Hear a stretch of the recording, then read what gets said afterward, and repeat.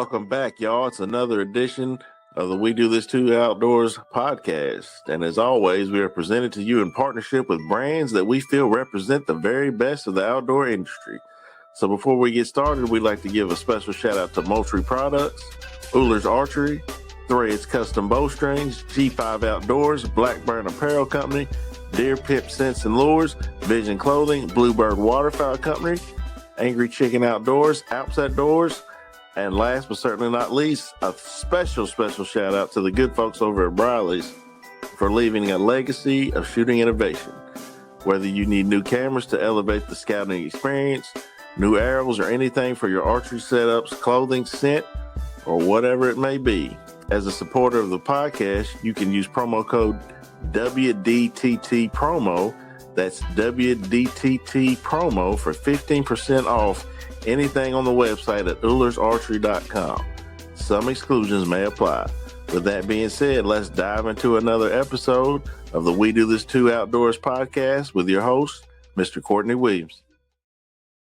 What's up, guys? Welcome to another edition of the We Do This Too Outdoors podcast. I'm your host, Courtney Williams, and I've got probably one of the funniest men in comedy right now on Facebook, on all social media platforms.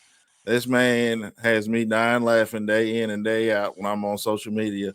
Mr. Justin Stagner, how you doing, brother? Man, how are you? I'm glad to be here. I'm doing fantastic. Blessed, black, highly favored. Doing That's good, what I'm man. talking about. I got two of those. I got two of them. 2 out of 3 ain't bad.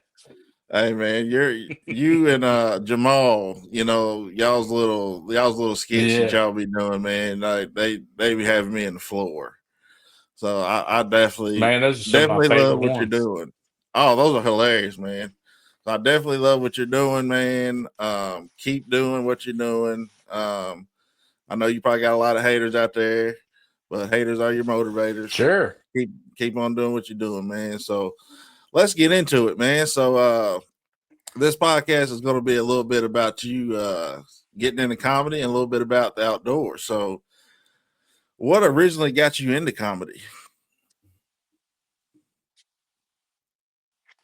Well, I mean, I've always been funny, I guess, for sure. Um, and I've always wanted to be a stand-up comedian. And I always told my mom that I would be famous for something. I just didn't know what it was going to be. And turns out it's being funny. And I just happened to make a video making fun of Courtney one day, and it did well. And I decided that if that was funny, they'd love how the old Southern men talk. And then here we are, 2 years later. That's awesome, man. So how did the whole old men talk conversation come about, and like what inspired you to start doing those videos? Because if you're anything like me, man, like I got a bunch of funny uncles in my family, all these old country sayings. Like if you're from the South, you're going to hear some of the craziest sayings that you've ever heard in your life. So like what inspired that? So I was making fun of Courtney's accent because she talks really country. She's super country. Everything she says sounds like it's been deep fried. And it did like 10,000 views or something like that. And when you have 0 views, that's kind of wild. So when that happened, people were teasing about, how funny Southerners are. And I was like, well, Southern men, they got some sayings. So I just started thinking of all the ones, just the basic run of the mill ones that you hear growing up, the shit through a screen door and all those things. And I was like, I'll just make a compilation of them. And God, it was the second video I ever did as Grandpa got like 5 million views in 2 days or something like that. And it's been nothing but up from there. That's what's up, man. That's awesome. Yes, you come from the South just like me, man. So yeah, like all those crazy sayings that the old Southerners be having, man. So some of the voices that you do, how long did it take you to perfect that for social media, or was it something you've always been good at? I've always had the knack for it. I've been doing my grandpa as far back as I can remember, and then when people meet him, they're like, "Damn, he sounds just like him." I've always been able to do impressions. I can't really explain how. It's just always kind of like a little bit of a parrot. I can hear it and I can.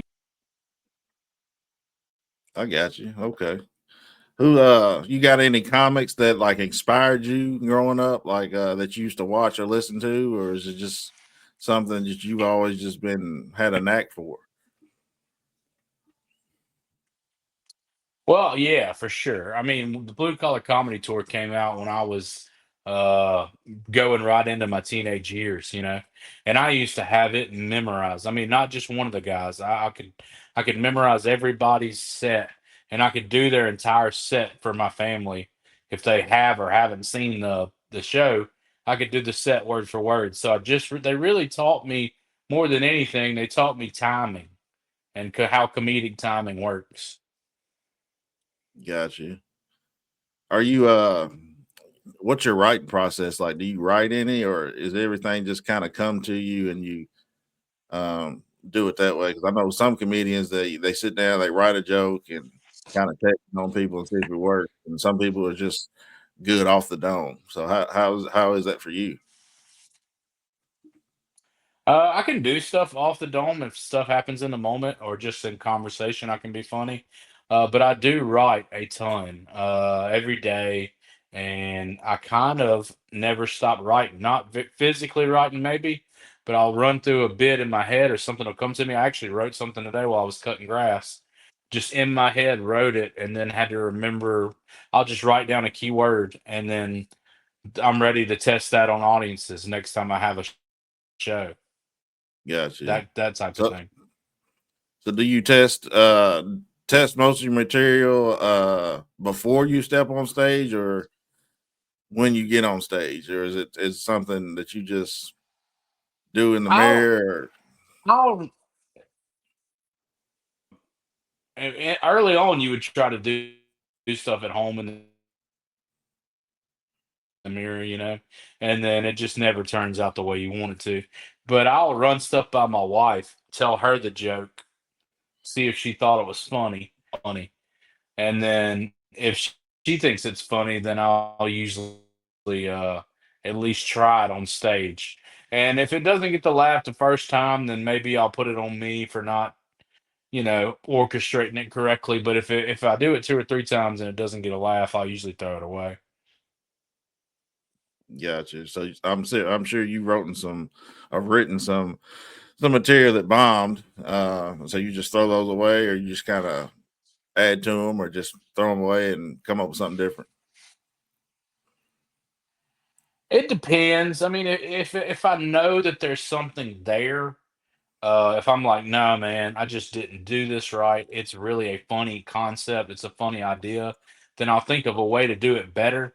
But if I'm like, they just seem to not even get what I was talking about. Yeah, that's one of those that you don't keep. I got you.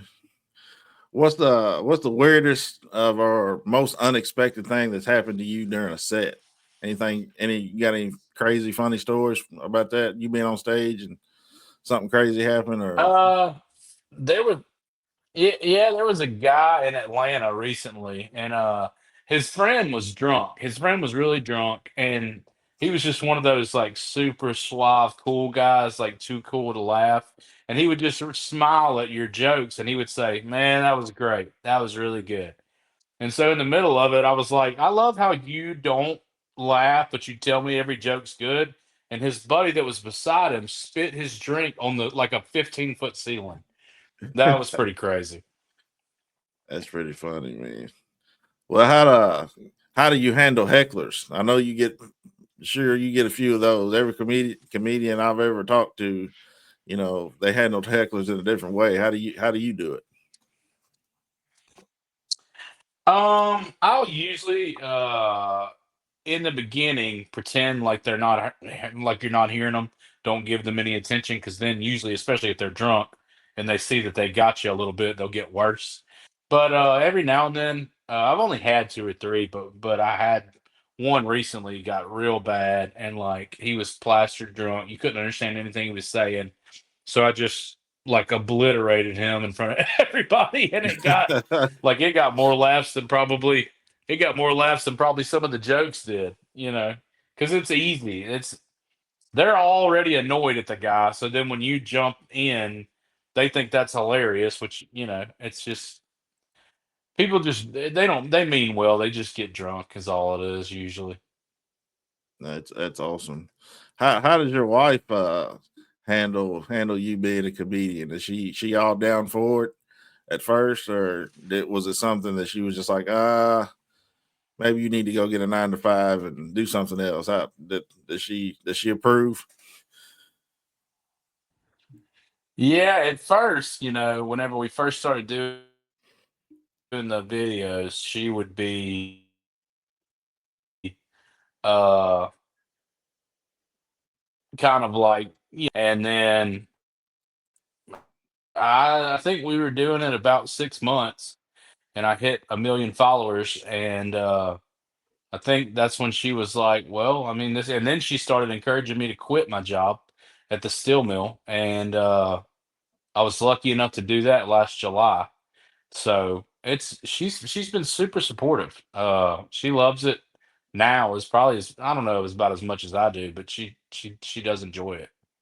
That's awesome. It's always good to have that support system at home, man. For sure. Happy wife, happy life, as they say. It's the truth. Absolutely. So, how has comedy affected the way you see the world, or you handle how you handle life? How has that affected you? I think it's the other way around. I think comedy is how I handle the world. Uh, Okay. I think that's always been the way that I am. Like I'm that guy that's at the funeral that people are like, "Can't you take anything serious?" And it's like, I mean, I guess I could, but that wouldn't be as fun, you know. I just that's probably my one of my flaws is that I'm not really great at taking anything seriously. Yeah, that's me. So I'm that guy in my family. Like my people tell me all the time, like, Courtney, you're an idiot. Like, just the stuff that I can come up with. I can make anything funny. I can make anybody laugh. I just try to. I can turn a bad situation real good, real fast. Like if I'm sitting in church, like yesterday, sitting in church, like something happened, all my cousins start looking at me, and I just had to like drop my head because if we make eye contact, like that church service is gonna be over. And it's just I'm naturally funny. I'm nowhere near funny as you, man. But like I've always been like the comedian in my family, and I get it from my uncles. I get it from my dad. I just I grew up listening to like Richard Pryor tapes, Eddie Murphy tapes, stuff like that. Just pick up on stuff like that. And if somebody tries to like come at me or embarrass me, I can flip it back on them real fast. You know what I'm saying? Hmm. Yeah, So that's just that's how that's just the Malcolm way I is. The am. guy that plays Jamal. Yeah, I love Oh, Jamal, dude, man. you he is not a guy that you want to go up against. I'll tell you that. That's dude. I told him he could be a roast comic. Like he could do that 100%. They could just put him on stage and let him be a roast comic, and he would be amazing at it. Where did y'all meet? Did y'all know each other before this, or did y'all meet somewhere down the road? So Malcolm got hired at the steel mill that I worked at probably 3 or 4 years ago, something like that. And then we just met each other in passing, and then they made us partners. And so once we became partners, we pretty much became best friends. And we just like people hated us together there. Like we were not the duo that a manager wanted to have. Oh yeah, I bet y'all had everybody just cracking up all day long and just keeping people in tears, man. It You was a need it people was like that at a oh job, man, it though. was a lot of fun. That's Yeah. awesome. Yeah, it made it fun. I mean, 12 hours with somebody that's miserable is a long damn night.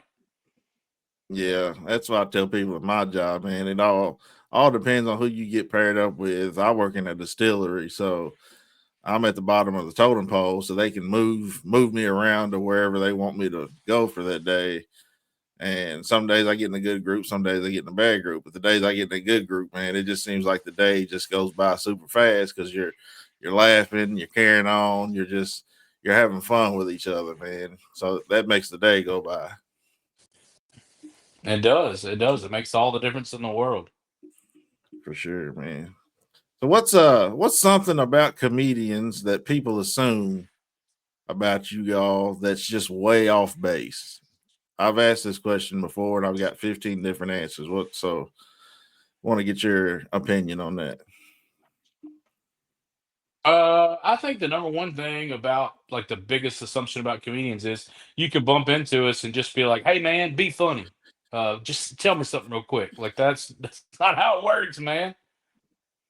Yeah, yeah, I see. I've heard people say that, like somebody famous, you meet them somewhere out. Hey, man, be funny. Like, no, it's not like that, man. It can't be like that. I mean, some people's like that, but it's just I don't know. It just Right? seems like way Exactly. off base. Exactly. Some people are. I feel like some people are like more funnier, like in movies, than they are with stand up, and vice versa. I feel like some Yeah. people are just funnier, like out in the street if you meet them. Like I used to be a big Kevin Hart fan. Like I love his stand-ups, but I can't stand his movies because I feel like he's trying too hard, and Right. I I could think see it's like that. that. Yeah. So It's like his situational. stand-ups, Yeah. yeah, It's situational for sure. Heck yeah, man. So if you wasn't doing stand-up, what do you that's think like you'd be Will. doing? Go ahead. Go ahead. I'd What'd you probably say? still be at the steel mill. I was just saying, like Will Ferrell. Like Will Ferrell is not he's hilarious in movies. I don't know if he would be good at stand up. I'm sure he could probably do it. He's amazing. But like he's one of those examples. They're like a Chevy Chase. Like they're just so good in movies. Or like just Dave Chappelle. Dave Chappelle's one of the funniest stand up comedians ever. But he was also Mhm. hilarious in Chappelle Show. Yeah, Chappelle show, man. I feel like they kick him off air super fast nowadays, man. Like you could not have a Chappelle show in today's world. Like it would be too much. He'd get canceled so fast. I feel like because people just wouldn't recognize that comedy. Like my funniest, I my would have well to agree. probably yeah, like my favorite Chappelle show episode, Clayton Bigsby,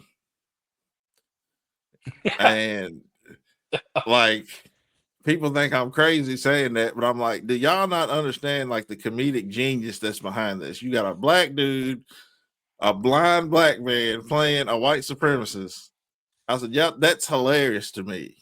That should be funny to anybody. That's a funny bit. That's hilarious. Yeah, it's probably one of my favorite. That the bit he did about Rick James and the bit that he did with Charlie Murphy. Those are definitely like my top three Chappelle of all time. Like Man. The of all the time. one where the family's last name was the N word was pretty funny. Yeah, that was funny too. And the Mexican family that knocks on the door, we're the like what? Yeah. Not not Yeah, not yeah, gonna yeah, yeah. not gonna say that on here, That's but a yeah, you great know that's exactly. so great, Yeah, man. No. yeah, man, that's hilarious. What piece of advice would you give somebody like an up and coming comedian trying to get into the social media game right now? Because I know it has to be hard because there's 1,000 comedians out there trying to do the same thing that you're doing, but not having too much success with it. So what advice would you give them? I would give advice that people normally wouldn't want to hear. I never hear people giving advice like this. Everybody's like, "Man, just keep going, keep grinding, keep pushing." My thing is have some self-awareness. That's where I see so many people lacking is the self-awareness. You've got to have a little bit of delusion to you, to be like, "No, man, this like I'm going to succeed." But you need to have some self-awareness where you can look at that and be like, man, that video just wasn't that good. I didn't edit it that great. It's really not that funny. You need to be able to have these things. You need to be able to improve. And if you think that everything that you ever did was amazing, then you don't think that there's any room for improvement. So my number one thing is like have some self-awareness when it comes to these videos. And if somebody's trying to help you, I can't tell you how many times I've told people that reached out to me and said, "Hey man, how can I do my videos better? I want to go viral or whatever." And I'll say something simple like, "Hey, let's just try a little bit better, maybe cut out the fat, maybe work on your audio." And they'll say, "Well, I don't want to put all that work in for a video that's not going to get views." And it's like, well, you can't have both. You gotta have some self-awareness to you about these things. You gotta know when something sucks.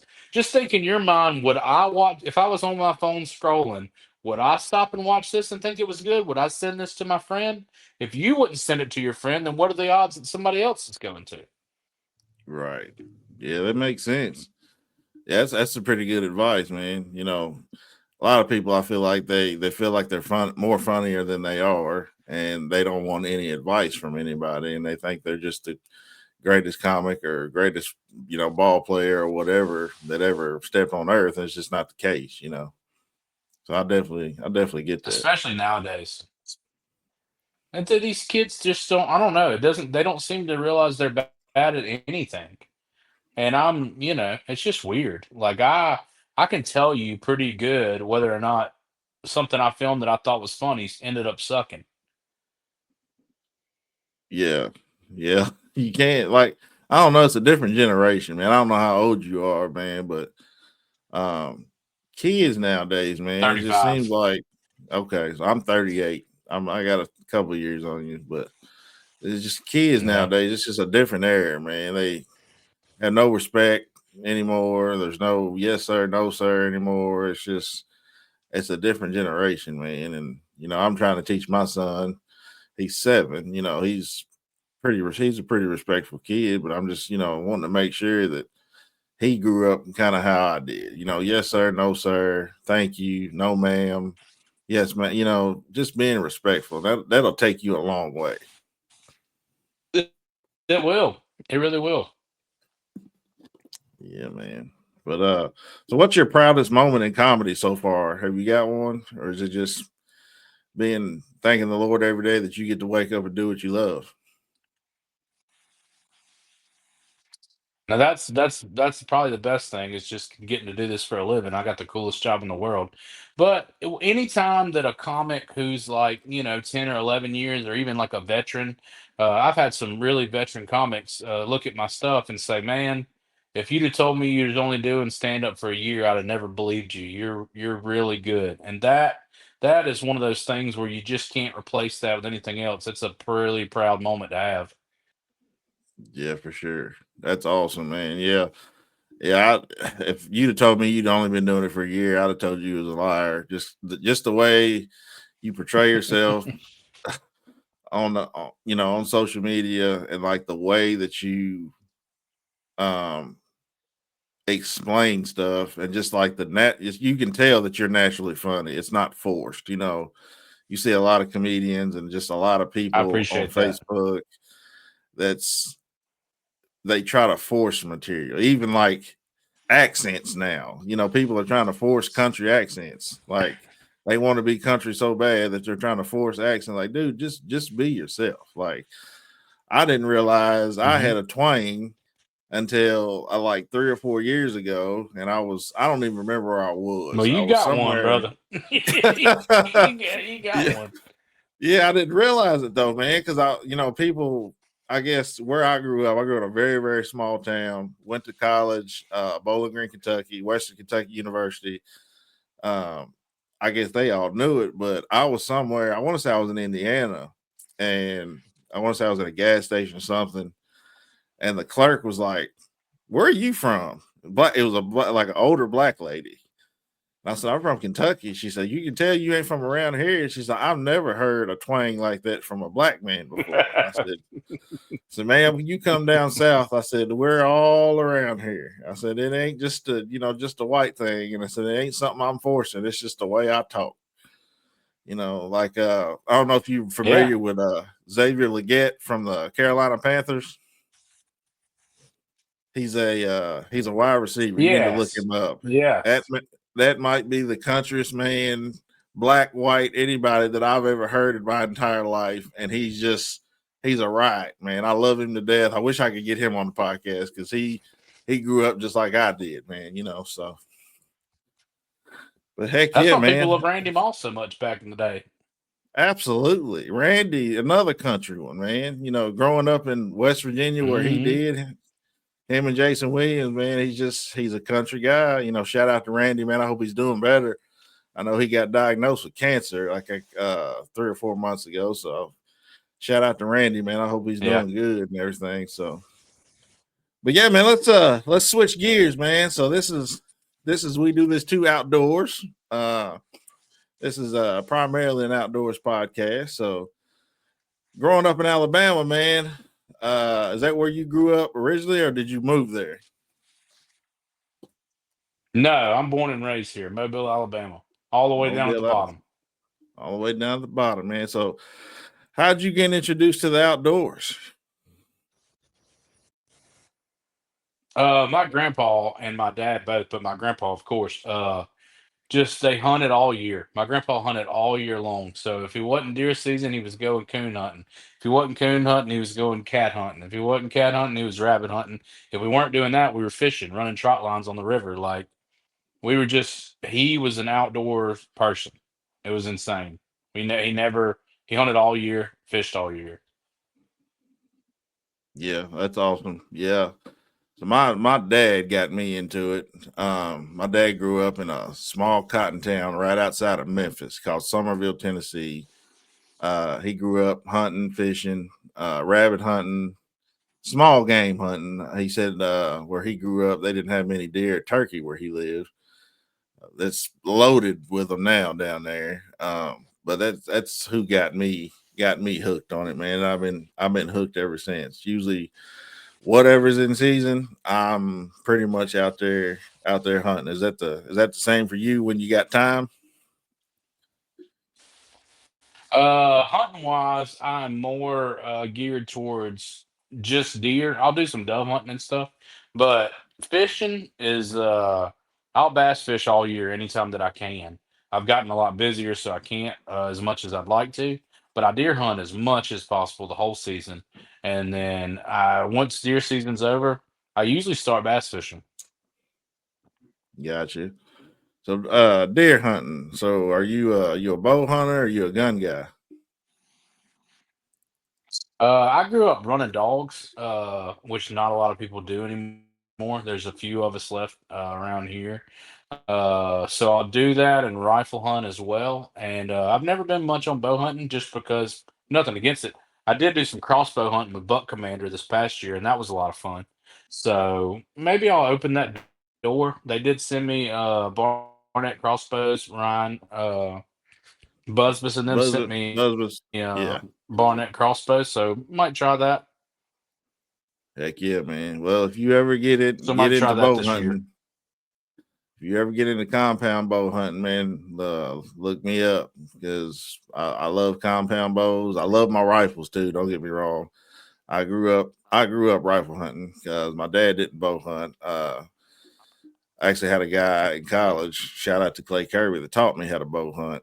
Um, and I've been bow hunting ever since. You know, if it's rifle season, I'm probably gonna have a rifle out there. But those 2 weeks that we get in November here in Kentucky, you know, when the Orange Army comes to town, I'll be out there. But most of the time, I got that bow in my hand. So, what's your favorite caliber for deer? What do you prefer?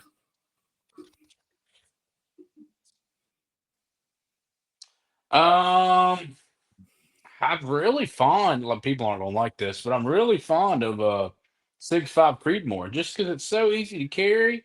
It's just amazing. Like whitetail deer, it's gonna kill them. You know, I have a 30-06 as well, but it's just like I don't know. I love that thing. It's amazing. Yeah, I think the 6.5 I think kind of got a bad rap when it first came out, just because the type of this is gonna sound Yeah. bad when I say this, but the type of people that was buying that caliber, you know. But I mean, it's Yeah.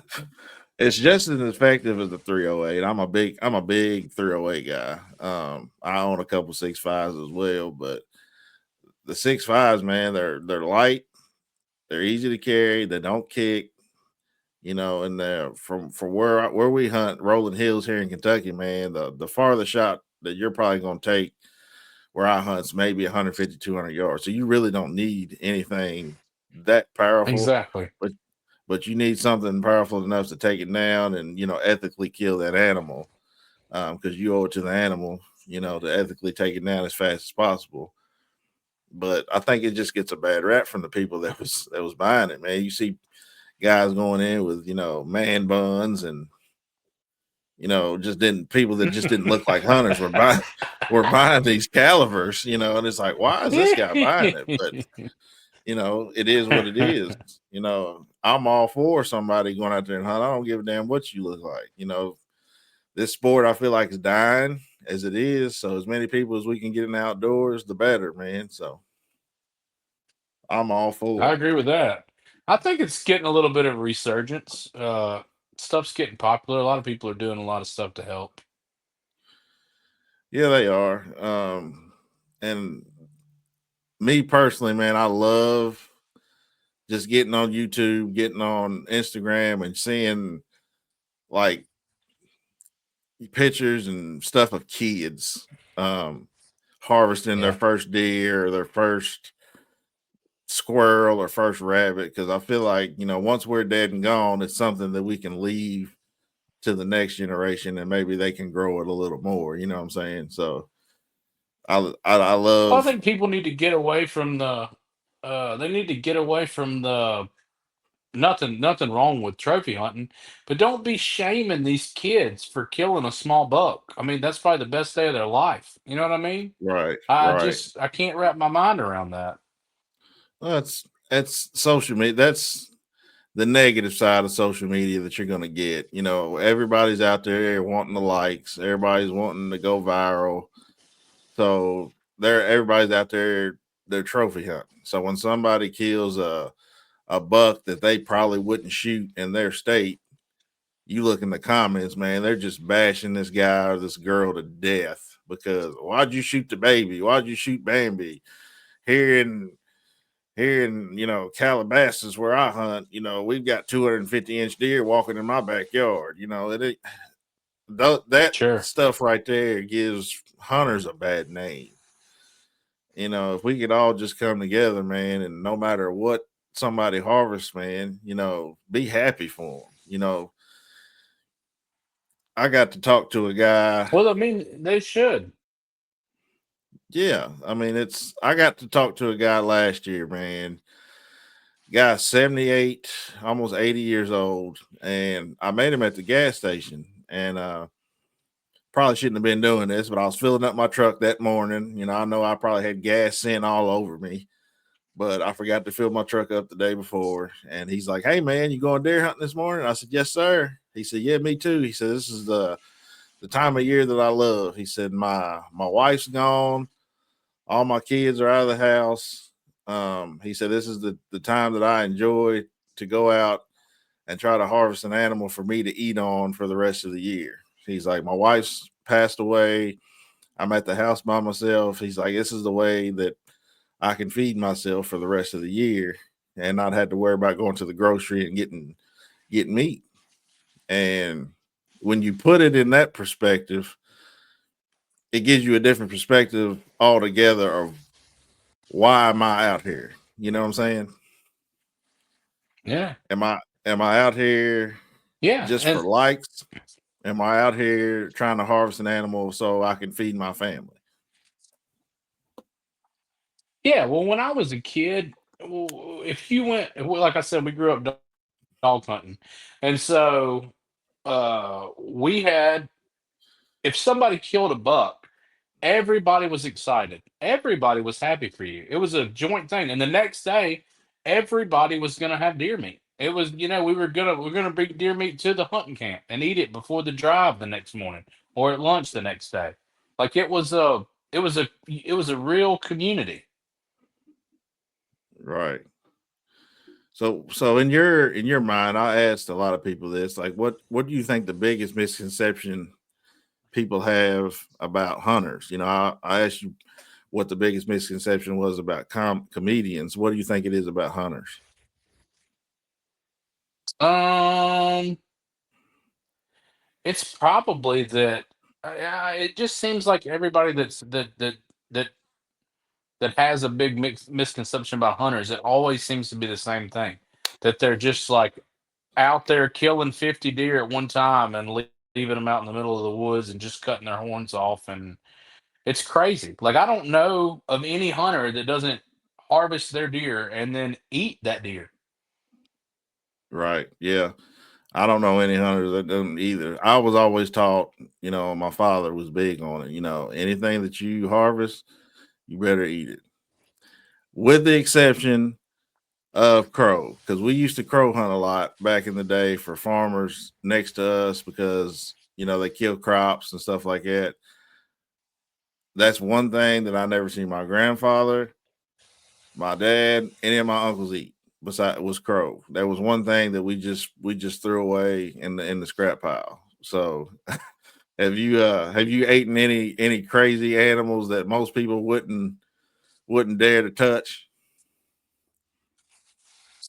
Um, I've never ate possum before. I've tried coon before. Didn't care for that, which I'm not a coon hunter, but like I do not care to try possum. My grandpa loves squirrel brains. He eats them in gravy. He waits till my grandma has like 8 or 9 of them, and she'll fry Mm-hmm. squirrel brains and eat them in gravy. He loves them.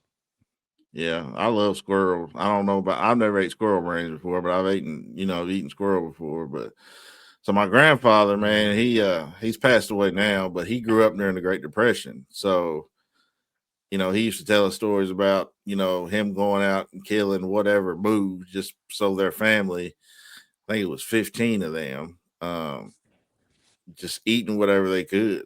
And I was about 17 years old. I think I was a senior in high school. And I come home one day starving to death from basketball practice. Dad's not home, mom's not home. I spent my last $10 filling up my little 92 Beretta I had at the time. So I didn't have no money to go get no food. Went home. There wasn't anything that I really wanted to eat. So I go over to my grandfather's house. He lived right next door. Walked over there. And as soon as I turned the corner to go in his house, I just smelt this odor that I had never smelt in my entire life. I'm like, what in the hell is he cooking in here? And like walk in the house, there's smoke everywhere. He cooked with lard. Like he would not cook with anything else but lard. That was the only thing he cooked with. Smokes everywhere. And what I said, Papa, that's what we called us. Papa, what are you cooking? He said, I'm cooking me some old possum. You want some? I said, I'm hungry. He said, sit down, I'll give you a plate. So he gets some fried apples, fried taters, and this possum. So I'm eating the taters, I'm eating fried apples. I ain't touched this possum yet because I'm scared to death of what it's gonna taste like. Well, my grandfather was a big component about, you know, them older cats, you know, whatever you put on your plate, you better eat, you know. So I got me a piece of Hmm. white bread, put that possum in there, kind of folded it up, made me a little sandwich out of it, took a bite out of it. I said, Lord, if this is bad, I don't know what I'm gonna do. One of the best meats to this day that I've had. I don't know if it's the way he cooked it, the seasoning he put in it, but it was pretty damn good. That's what I'm talking about. It's pretty dang Hey, my good. grandpa used to sell them. He used to sell them out of his freezer. People loved them. Yeah, speaking of possums, are you familiar with the comedian Jerry Clower? Yeah, yeah. Of course. Yeah, so I used to listen to him a lot growing up, and him and old, you know, Marcel, the story of him going down in the swamp, stopping the train, asking the guy, did he want a possum? He said, yeah, I like possum. You know, how much you want for him? He said, I don't know. We ain't killed him yet. So anytime I hear, the word possum, that story always comes to mind. That in my mind, man, he's one of the greatest comedians that ever lived. Most people, when I go other places of, other than the South, nobody's ever heard of him before, But he was a big Yeah, but comedian in my household. yeah, my grandparents loved Jerry Clower. Loved him. Yeah, he was great, man. Yeah, my dad actually got to meet him. We had a Greene County fair kind of up close to us. It's the next county over. I was a little thing. I think I was 3 or 4 years old. But he got to meet him at the fair and get his autograph. He signed one of his records that I inherited once my father died. But I still go back and listen to some of those stories, man. So, but you got any Oh yeah, they're wild, crazy great. stories? Any wild, crazy stories that you've had while hunting? Have you ever seen Bigfoot or come close to something that you can't really explain? I've got a crazy story. I've got a few, but this is while I was fishing one time with my dad. I was fishing with a white frog, and I was working across the top of the water, and this huge white owl comes flying out of this tree out of nowhere. It's right after daylight. Picks this frog up, and now I'm fighting this owl with this rod, and I'm fighting for maybe 30 seconds or so, and he finally lets go and flies off. And I just looked at my dad, and he was like, Son, if I'd have not been here with you, I'd have never believed you." Well, I've got a crazy one. Me and a buddy of mine were raccoon hunting one night on my uncle's farm before they sold it. I think we'd got 3 or 4 coons, pretty fat coons at the time or whatever. I think it was like 2 apiece. And for some reason, the dog that we had at the time got scared. And this dog that we had, man, he wasn't scared of nothing, we thought. So he comes tucking tail past us, and it's pitch black dark. And we've got the 4-wheeler kind of parked behind us or whatever. And I'm like, where is this dog going and what's he running from? And I've got one of these little, series of roebuck lights on top of my head. And there's a creek in front of me. And you got to cross this creek and kind of go up this little embankment to get to the other side. I said, well, the other dog's still in there. So I said, we're good. I got to find him. And that was before, trackers and all that stuff. We couldn't afford all that back in the day. I had a 22 rifle. Right. My buddy had a 22 rifle, and we had, this little 4-wheeler that we pieced together in his garage. Well, I'm I'm first. So I go up this little embankment, and when I shine my light, if you ever go back and listen to this podcast, I think it was October last year, it was during Halloween, I told this story. Um, but I go across this embankment, my light hits this beam. And this being is at least, I'm 6'3". This being that I see eyes. This thing's at least 8 to 10 foot tall.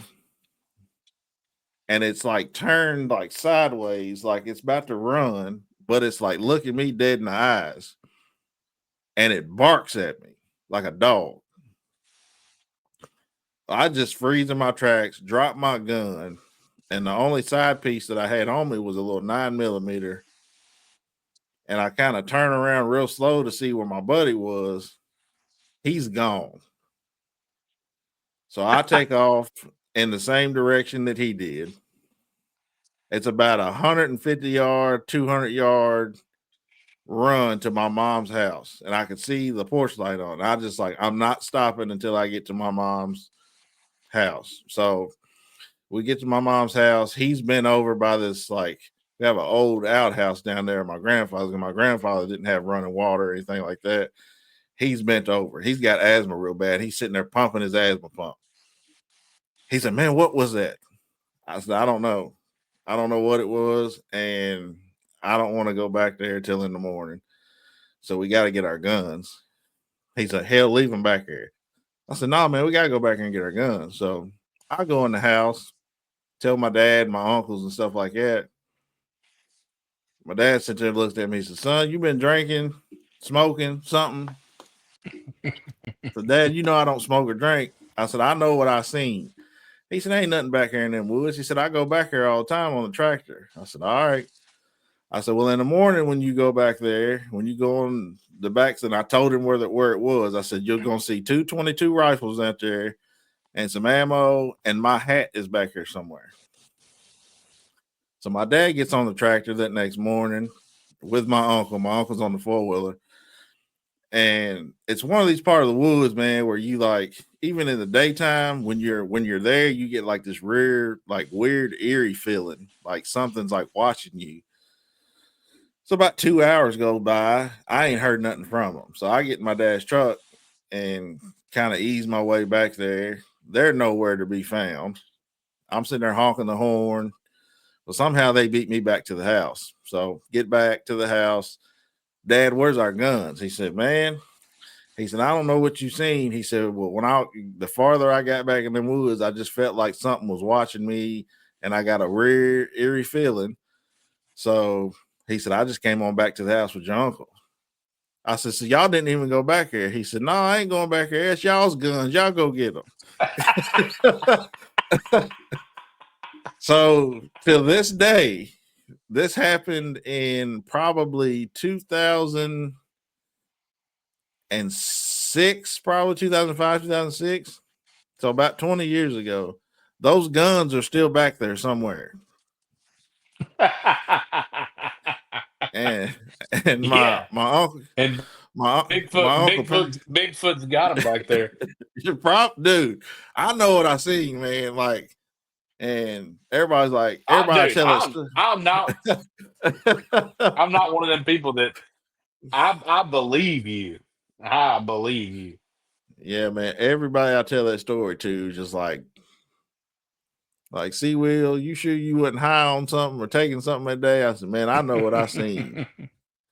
And it's And just, heard he barked at you. yeah, they barked at me, man. It was one of them things. He kind of, what moss looks like. Every hunter knows what moss looks like. You fish, you know what moss looks like.